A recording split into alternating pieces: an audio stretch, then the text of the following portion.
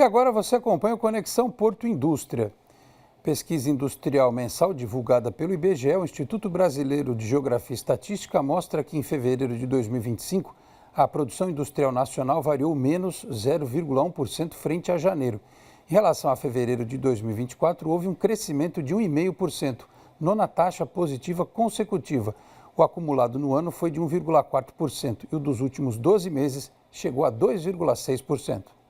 Entre as contribuições positivas estão os setores de celulose, produtos de papel e de borracha e de material plástico. Considerando aí a comparação com janeiro de ainda de 2025, né, foi um mês mais forte, a gente acaba tendo demanda reprimida de dezembro, porque é um mês mais curto, então entra o ano ainda com um setor bastante aquecido, no nosso caso, embalagens, né, muito embalagem para a indústria automotiva, peças de reposição, então muita gente arruma o carro para viajar, acaba demandando peças e, por consequência, a embalagem também, né? Já em fevereiro há uma queda, é natural, a gente sentiu isso também, onde os volumes já se estabilizam um pouco mais e seguem assim normalmente até meados aí do segundo semestre, onde começa a rampar novamente e ter aumento de demanda pensando no final do ano, né? Eric é gerente comercial de uma fábrica de embalagens. Segundo ele, um cenário que exige planejamento para que os objetivos traçados para o ano sejam alcançados. A gente vê o governo, né, assim, o Banco Central também elevando taxa de juros, o objetivo disso é frear a economia mesmo, gera uma preocupação, né, sempre com o objetivo de frear a inflação, mas o resultado prático é que pode haver demanda de consumo e de produção por consequência. Então a gente precisa ficar de olho, de bastante atento e prestando bastante atenção nos movimentos, mas também cuidando da nossa própria estratégia e tomando as próprias ações para sempre manter o nível de atividade aí em cima, como ele vem acontecendo. Ele também comentou como o setor acompanha a guerra comercial entre Estados Unidos e China e que pode afetar a produção brasileira. Um impacto imediato para nós não teve, né? E também eu acho que ele não deve acontecer assim num prazo tão curto, no sentido de que no nosso caso nós não somos exportadores, né? Onde é que reside a nossa preocupação? Nós temos clientes que são exportadores, então isso de repente pode trazer algum impacto nas nossas demandas por consequência de demandas menores dos nossos clientes, né?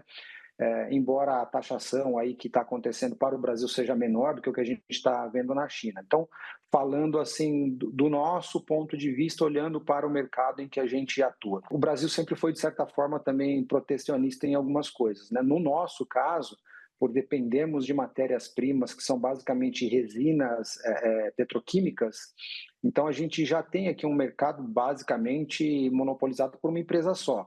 E o que acontece é uma proteção desse mercado para que dificulte um pouco a entrada de outras matérias-primas vindas da China, dos Estados Unidos, de onde for, com vistas a proteger a indústria nacional, que no caso é uma só. Então a gente sofre um pouquinho com isso pela falta de opções, olhando para as matérias-primas, né?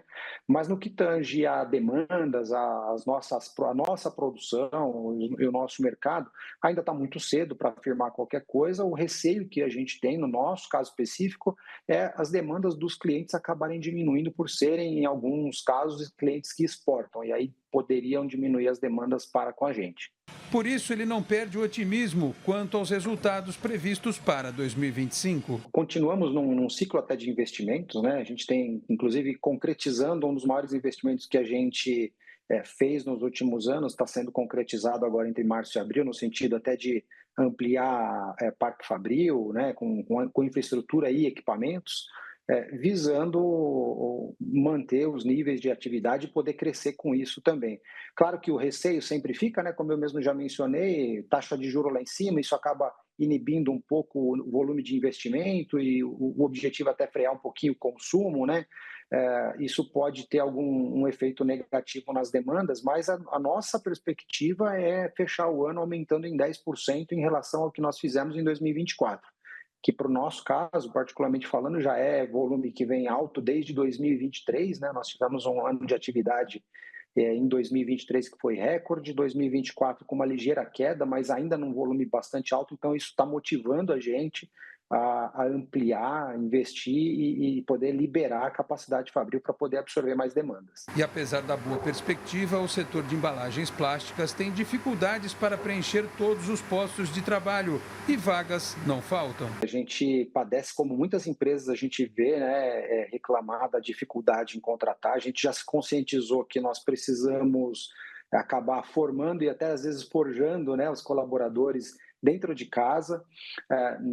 Falando ali numa estrutura mais de chão de fábrica, não é necessário um conhecimento, um estudo muito específico. Óbvio, a gente pede uma escolaridade ainda que mínima, né, e preferencialmente experiência na área fabril, mas a gente acaba tendo que treinar. Agora, a grande dificuldade realmente é encontrar mão de obra, é encontrar pessoas que realmente estejam a fim de trabalhar, de crescer, de se doar também, porque isso não só aqui em São Paulo, mas também lá no estado de Minas Gerais, onde a gente tem a outra operação, é bastante difícil e é uma reclamação em diversos setores da indústria que eu vejo. Estou voltando de Minas, voltei essa noite conversando com clientes que são grandes indústrias e tem, assim, às vezes, numa indústria que emprega mais de 1.000 pessoas, 3.000 pessoas, eles têm lá, assim, quase 100 vagas abertas e não conseguem preencher.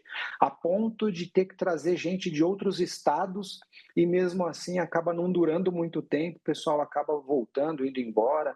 Então, assim, a contratação, ela realmente é um desafio para as indústrias hoje. E 10 instituições de ensino superior foram credenciadas pela Autoridade Portuária de Santos para integrar o Programa de Incentivo à Pesquisa Portuária Básica e Aplicada, uma iniciativa pioneira alinhada ao Plano Estratégico 2023-2027. As instituições credenciadas terão acesso às instalações portuárias para coleta de dados e realização de estudos práticos, além de oferecer bolsas de iniciação científica e pós-graduação para alunos engajados em projetos alinhados às demandas do setor. As bolsas serão concedidas pela Fundação Senep, que é o Centro de Excelência Portuária. O programa tem o objetivo de impulsionar a inovação tecnológica, a sustentabilidade e a formação de profissionais especializados em logística e gestão portuária.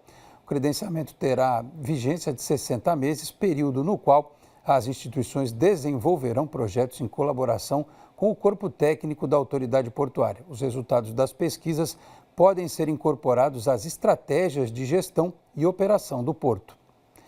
E a Associação Comercial de Santos promoveu hoje o primeiro Grain Day, o Dia do Grão. Estiveram presentes produtores, exportadores, negociadores, operadores de terminais portuários e retroportuários, além de prestadores de serviços e autoridades.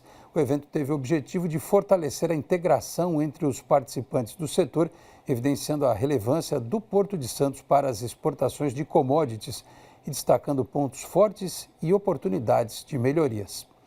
E o Conexão Porto Indústria de hoje fica por aqui. O programa volta amanhã, 19h30 da noite.